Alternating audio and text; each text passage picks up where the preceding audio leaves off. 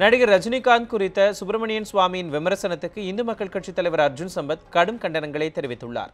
கோவையில் செய்தியாளர்களிடம் பேசிய அர்ஜுன் சம்பத், ரஜினிகாந்த் நிதி மோசடி செய்திருப்பதாக சுப்பிரமணியன் சுவாமி அவதூறு பிரச்சாரம் மேற்கொள்வதாக தெரிவித்தார்.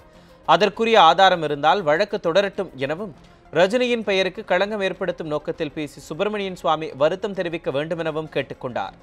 ரஜினிகாந்த் அவர்களுக்கு டாக்டர் சுப்பிரமணிய சாமி அவர்களிடம் நற்சான்று பெறாமல் இருப்பதே நல்லது.